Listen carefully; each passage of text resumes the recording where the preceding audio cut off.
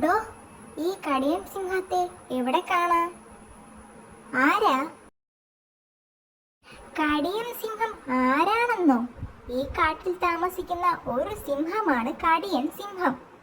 കടിയൻ സിംഹം ആരാണെന്നല്ല, നിങ്ങൾ ആരാണെന്നാ ചോദിച്ചത്. ഞാൻ സിംഹമല്ല, ഒരു ചെന്നായയാണ്. അടുത്ത കാട്ടിൽ നിന്ന് വരുന്നു. പണ്ട് കുറേ പാട്ടൊക്കെ എഴുതിയിട്ടുണ്ട്, പക്ഷേ പാട്ടുകൊണ്ട് ജീവിക്കാനുള്ള വക കിട്ടാതായി. അതോടെ ഞാൻ ഗദയുണ്ടാക്കുന്ന പണി തുടങ്ങി. ഗദയോ? അതെ, ഇര പിടിക്കുന്നവർക്ക് ഉപയോഗിക്കാം, ശത്രുക്കളെ നേരിടാനും ഉപയോഗിക്കാം. ഒറ്റ അടിക്ക് മുതുകു ചുളുങ്ങും, എല്ല് നുറുങ്ങും, ആമാശയം കലങ്ങും.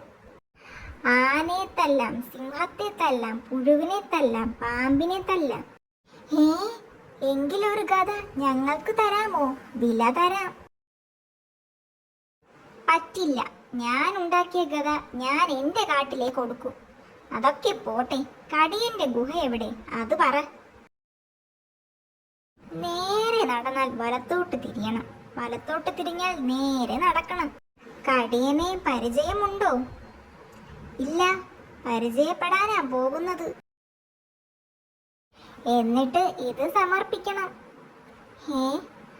എങ്കിലൊരു ഗദ ഞങ്ങൾക്കും വേണം. ഗദ ഈ കാട്ടിൽ വിൽക്കാൻ പറ്റില്ലെന്ന് ഞാൻ പറഞ്ഞതല്ലേ? ശരു, ഇവനാള് തരികിടയാ. നമുക്ക് തരാതെ ഗദ കടിയന് മാത്രം കൊടുക്കാനുള്ള പരിപാടിയാ. ഇനി കടിയന്റെ അടി ഗദ കൊണ്ടായിരിക്കും. എങ്കിൽ താൻ കടിയനും ഇത് കൊടുക്കണ്ട. ആ, ഭീഷണിയാണോ? ഞാനിത് കൊടുത്താൽ തനിക്കെന്താടോ?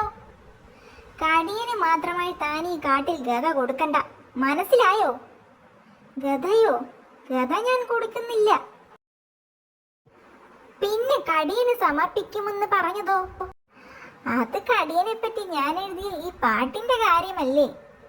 വരികൾ മറന്നു പോകാതിരിക്കാനാ ഞാൻ എൻ്റെ ഈ ഗദയിൽ എഴുതിക്കൊണ്ട് വന്നത്. നിങ്ങളെയും കേൾപ്പിക്കാം. ഉടയവനല്ലോ കടിയൻ, ഉടയവനല്ലോ.